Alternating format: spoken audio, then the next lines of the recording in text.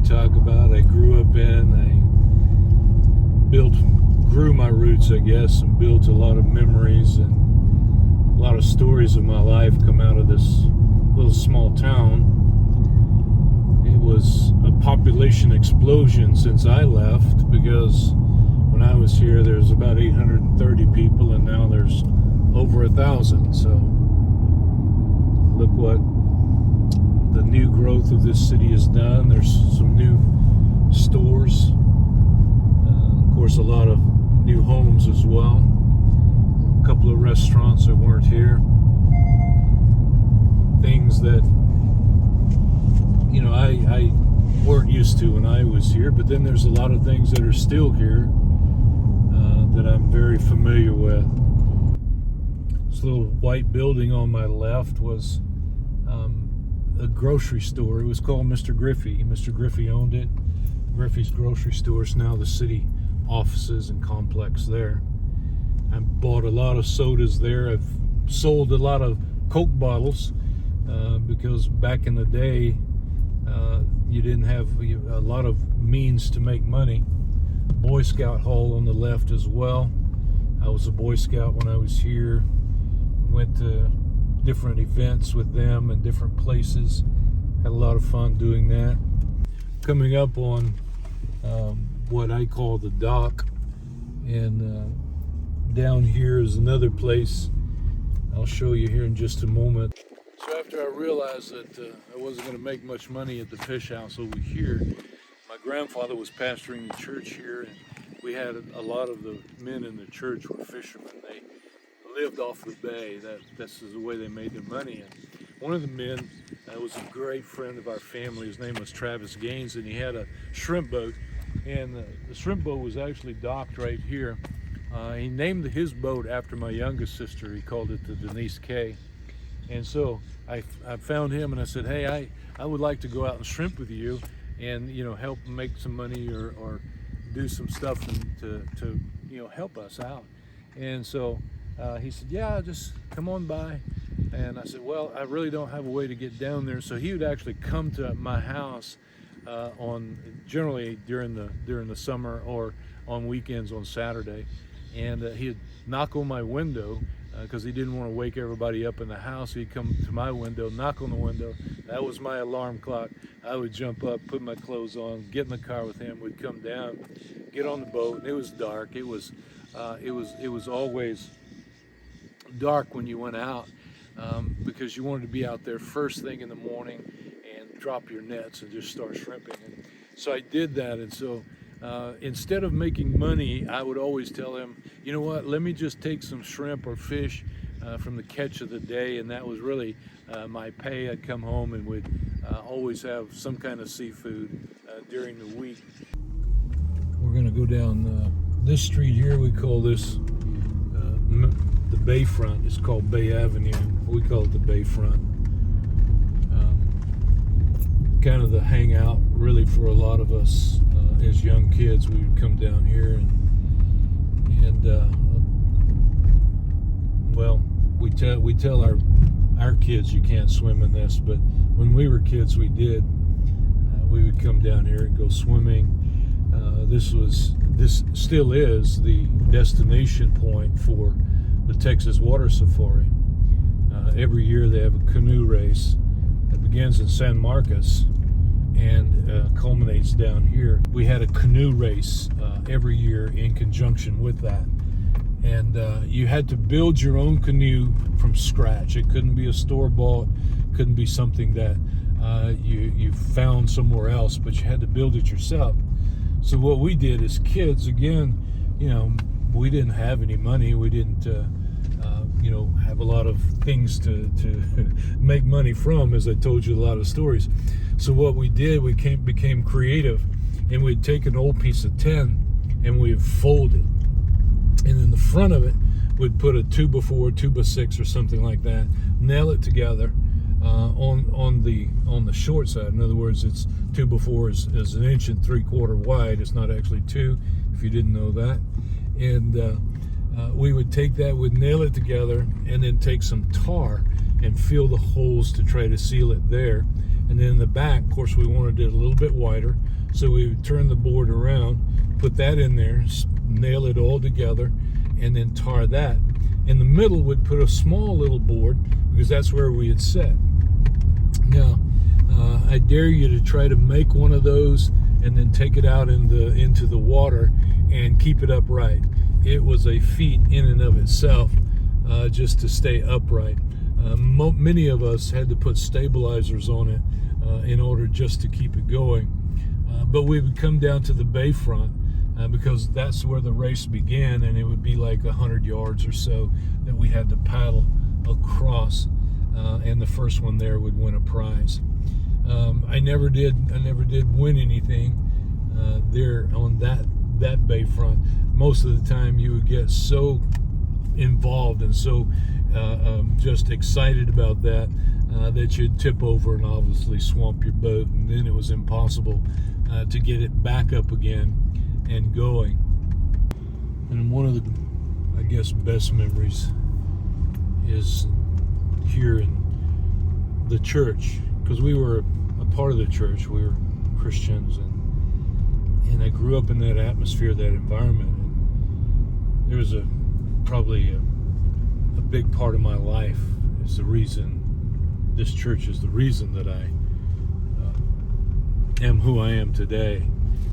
But there's really someone very special that I want you to meet, because without her, I don't know where I'd be spiritually in my life. I know that she prayed for me unconditionally and loved me, and it was my mother who really showed me the love of Jesus from her heart.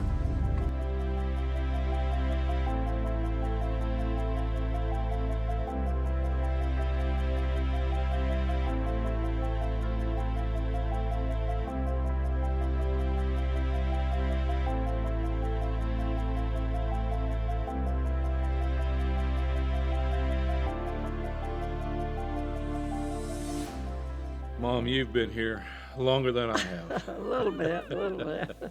And your experiences are probably much different from mine, because when you came, you and Dad had just gotten married and moved here. Right. And so you were kind of in a new environment and atmosphere as well, brought straight out of a church and a ministry, but yet now pretty much planted in ministry with Dad here. Yes. Because he served, with my papa here as an associate and kind of anything that needed to be done. Exactly. He was kind of tapped on the shoulder to get that done. Right. So what is your first memory of walking into this room? To begin with, John Ellswick pastored the church in Port Lavaca. At this time, Bob Caddell and his family lived in Port Lavaca. So Brother Ellswick brought him to Seadrift because they didn't have a pastor. There was just a few people here, and they needed a pastor. Brother Ellswick was coming over here once a week, but that's not enough. They needed a pastor. So he introduced Brother Bob Caddell to the church. And I don't know exactly how long, but I do know that he came over here and ministered to the church before 1937 when he came here and moved here. Well, he moved his family, his wife, his son, Robert Caddell Jr., which was never called that. He was Bobby all of his life, and Peggy, his daughter. They moved to Seadrift. Bobby was 9 and Peggy was 5. So that's how long, and that's when the ministry started in Seadrift. And Brother Bob, at one time, held down at least 5 jobs. He was pastor, presbyter, mayor of the city, and he had other businesses. And his daughter Peggy told me the other day when I called her for information, and she said, and I did not know this until then, that what he made in these other jobs went in to keep this church alive. And one thing I remember about this church specifically is 30 minutes before the Sunday night service, the women came and met in one room. I could show you back there the room. And the men, I'm not sure which room they came to, but they came over here on this side of the church, back in the back, and prayed for 30 minutes. And I mean, they prayed. There was not any foolishness about it. And so when everybody came into church, the ones that were back there, not everybody went, but a lot. And when we came into church, the Spirit was already strong in the church. Mm-hmm. We didn't have to pray and sing and whatever to get the Spirit to come. He was here. He was here already. And so that's one thing that I remember that was so amazing about this church. And of course, Brother Bob preached. We had a choir, and when we came in, the choir sang, and they lovingly let me be a part of the choir, and I can't carry a tune in a bucket. But they all sang louder than me. I tried not to sing too loud. But anyway, it was just a wonderful experience.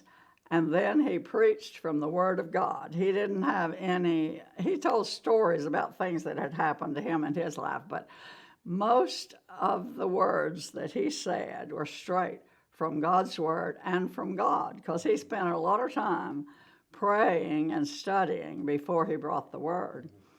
And those people were so loving, so accepting, and so spiritual, let's put it that way.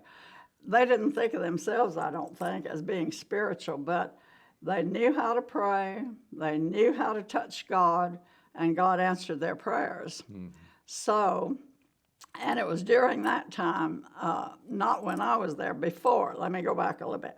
Before I came, during World War II, is when they started a large frame, and they asked for people in the community, not only the church, the community, mm-hmm. that had boys that were in the service overseas to bring their picture, and they put it in this. I believe we have it here today partially. Some of the pictures are not in there, but anyway.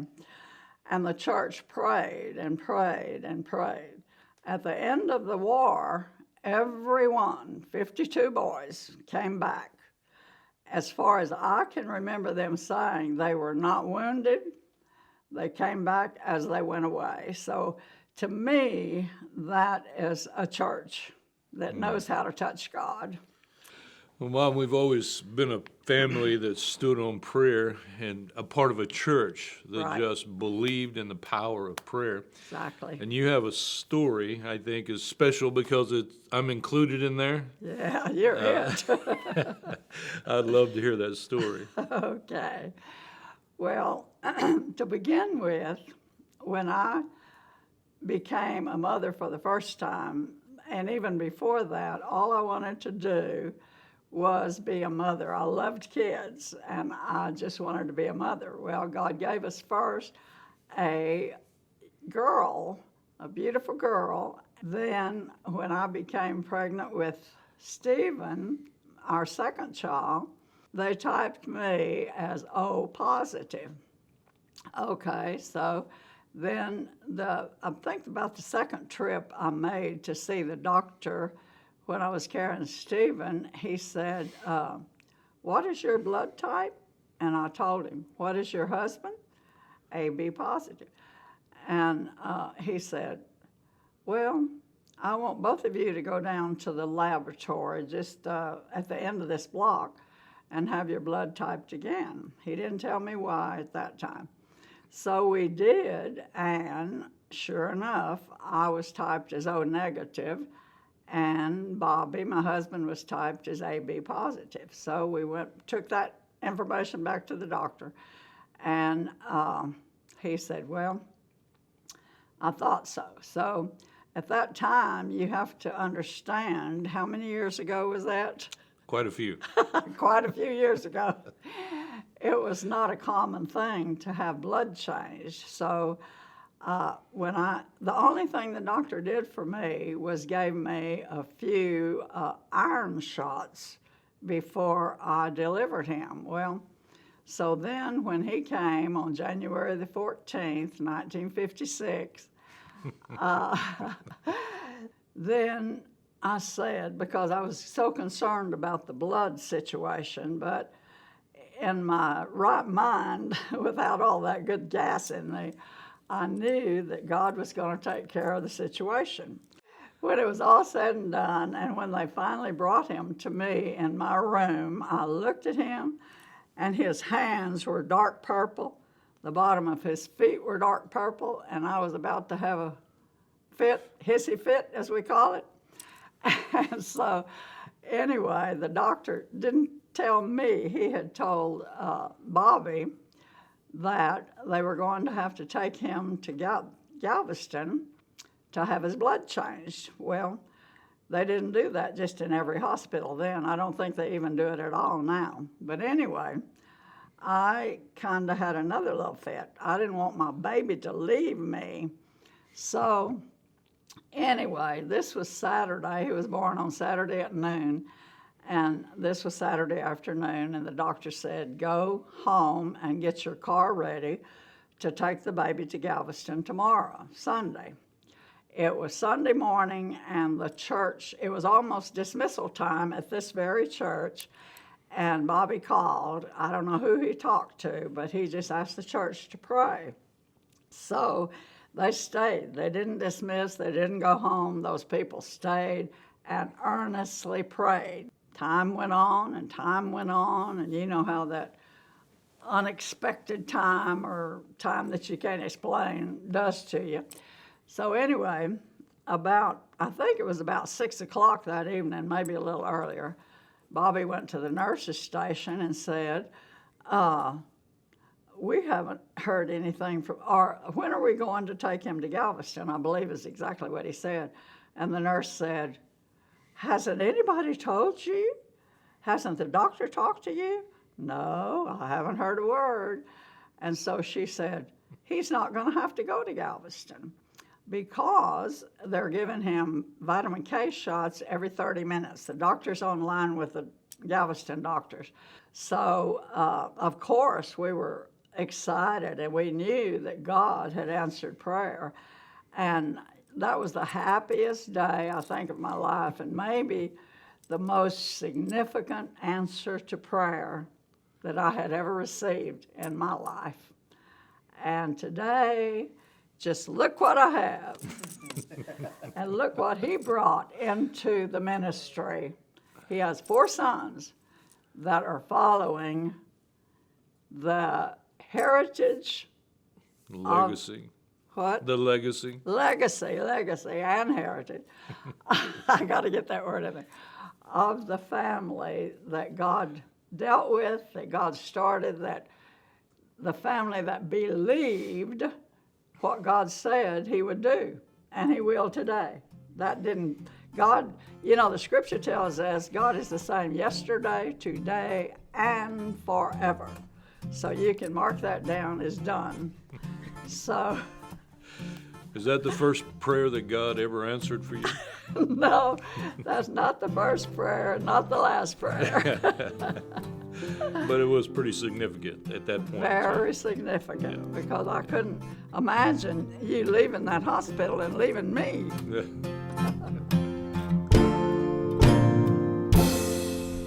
My experience here and walking back into a church that I learned ministry in, basically. I learned the beginning foundations of ministry, listening to my grandfather, listening to my father, listening to all of the people that were here and their stories. So when I walk into this church, I remember the faces of people that were here during that time.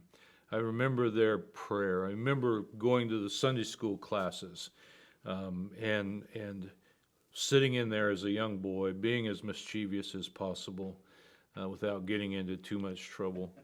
And the teacher just doing their best to try to help some young kids find Jesus. And, you at some point get to that place where it becomes now not a part of, your parents' experience, it becomes your experience. The moment that you receive Christ in your life, is so significant. It holds a value that you can't purchase anywhere else in the world because it's life changing. And obviously, like I said, I was baptized in that baptistry that's still sitting back there. He baptized me, and I think I was probably 9 or 10 years old at the time. Probably. And remember that Sunday morning, and that I was baptized there, and it was significant to me that I was taking that step to now commit my heart, myself, my life to God. And this is where we began all of our ministry, really, from the time we started singing on that platform, doing plays and skits and things that was not common back in that day. It's kind of come back around a lot in our day and time, but we did those things as a church, just again, hopefully draw in more community to see something that maybe they hadn't seen before, be a part of something. A story that I think is significant to the legacy that we have in our household, in our family. Yes. You were talking about how my papa had jobs and just any kind of way he could create income. Right. Because right after this church was built, it was some hard times. Yes. Even though God was blessing in many ways and had blessed Yes. in many ways, you go through these moments where you think, well, did God forget our prayer? And He never does. He No, never he does. doesn't. And my grandfather wanted to go to what we call the General Council of the Assemblies of God, and his car that he had at the time needed tires. He didn't feel like it could make it to that destination, so he didn't have the money to put the tires on the car. And so he went to a man in the church here, Walter Minitry, and he had a pocket watch that he had bought years before that. And so he took that pocket watch to Walter Minitry, and he said, if you will loan me the money to get some tires for my car because I want to go to the General Council, whenever I get back, I'll work and I'll get the money together and I'll pay you back, and you can give me my watch back. And so he did. He loaned him the money. He went and got tires. He went to the General Council. He came back. And for whatever reasons, it just never transpired that he got the money together to get the pocket watch back. And, we had been going on different trips ourselves. And one of the trips we'd gone on to a reservation, Indian reservation in Arizona. The church was such a giving spirit. Right. They loved to give, even though they didn't have a lot. Right. They loved to give. And so you and Dad, I remember it had a 63 Ford pickup, red and white. No air conditioning or heat. No air conditioning or heat. I don't even think it had power steering or brakes on it. It was back in that day. But anyway, the church came and gave. They gave. I remember clothing. I remember different items that A washing machine. a washing machine, because they were missionaries on the Indian reservation in Arizona. Right. That didn't have a washing machine. That was one of their requests. They were washing in tubs and hanging it out. And so the church just continued to give, and give. And Dad had made a plywood camper shell out and fiberglassed it himself. Yes. And so that the stuff that they were bringing wouldn't get wet, wouldn't get weathered, wouldn't get blown away on the trip to Arizona. And so the church just packed that truck so full that when you got in the passenger seat, the front of the cab had so much stuff in it.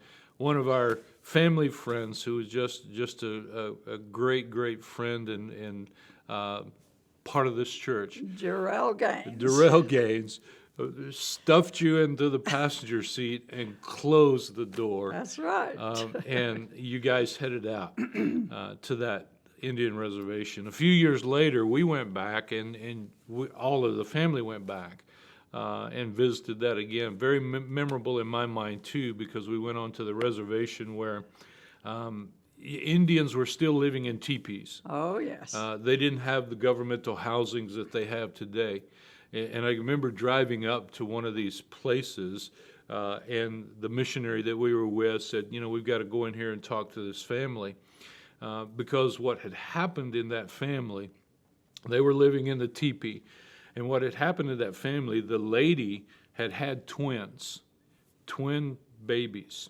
And in the Indian culture in that time, they believed that one of those was a good spirit and one of them was a bad spirit, and they had to sacrifice the bad spirit, the baby.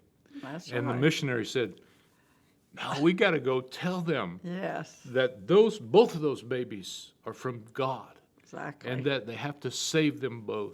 Yes. And I can remember driving up to that teepee, fire in the center of it. The husband and some of the family members were outside of it. Going into that, and my dad and the missionary and myself were there, and they're just talking. The missionary's talking to this lady and talking to this family, and trying to convince them not to sacrifice one of those babies. Fortunately, God answered our prayer, and they kept both of the babies. Yes. But that was a memorable moment for Yes. me as a young boy. Yes. Yes. And he came back. And, we started traveling on weekends, and different people would call us because they wanted us to come share the stories, Yes. the experience that we had on the mission field. And I remember one particular time we went to Refugio, Texas, to the church there. Pastor Grumbles had heard the stories, and he said, you need to come share this with our church because we want to be a part of this. We want to help that. Yes. And so we'd gone to the church, and I remember that Sunday morning.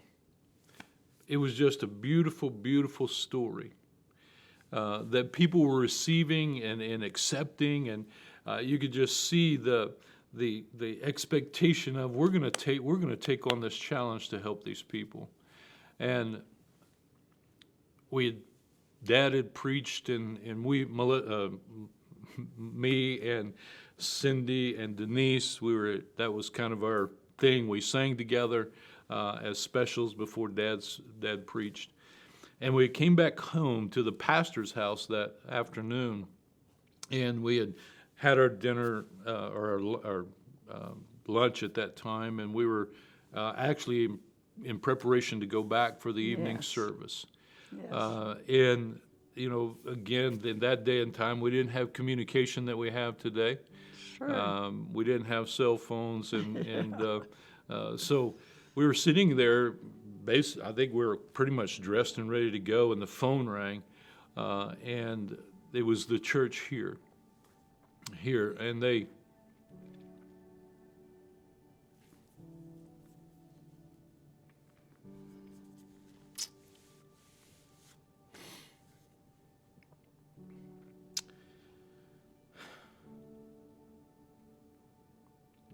It's okay. It's okay.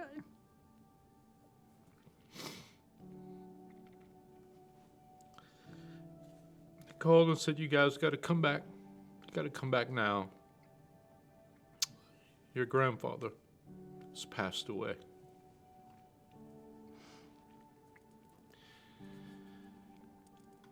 And I can remember as a 13-year-old boy, here's a man that I looked up to, obviously, because not only had he impacted my life, and I didn't even at that moment in time realize how much he had impacted a city, a community, a town. We did come back. And of course, my grandmother was devastated, as anybody would be in this circumstance of the situation. And we all bonded together as a family and just said, we're going to get through this. It's not going to be easy, but we'll make it. All right. With God's help. With God's help, you can get through anything. Yes. He sustains us through the high times and the low times. That's right. Never leaves us nor forsakes us. He's promised that, and he doesn't go back on his promises. And he never does. And then that day we had to have that funeral service. I remember it because I saw a town and a community that had been impacted by someone that I didn't realize. Right. And the church we're sitting in is, I can still see the casket that was sitting up there. And of course, obviously, we were there in the front, and people were packed in this place. All the way out the front door, people standing on the sidewalks. That's right. Waiting for the opportunity to take a last look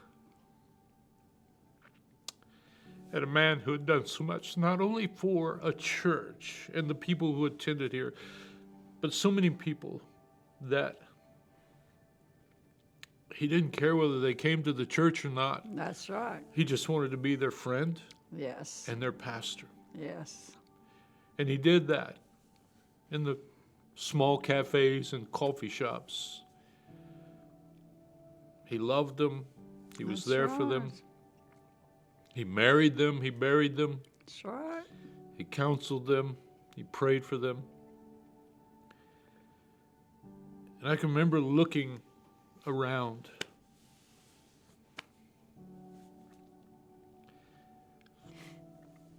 and feeling just an emptiness because someone in my life who had done so much to put me on a track of learning and knowing God. And I didn't know how to comprehend it in the moment. I didn't know how to accept it in the moment.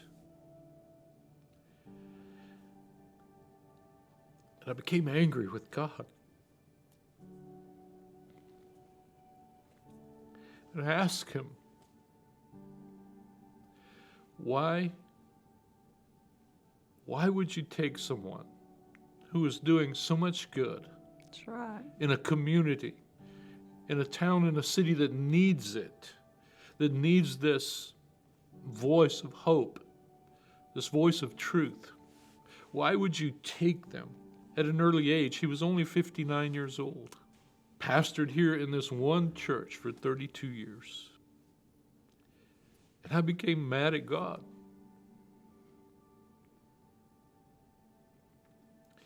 Because he didn't give me an answer right away. But God understood all of that in you. He was okay with me being mad. Right. He was. But it didn't help me in the moment. Right. Because I didn't have an answer. And I say, God, I'm never going to understand everything about you. But I'm going to trust you in everything. Amen. That's right. Because the legacy and the sacrifice and the commitment that was made before me always trusted you. Yes. And even when you didn't answer my prayer the way I wanted answered, I have to trust you. That's right.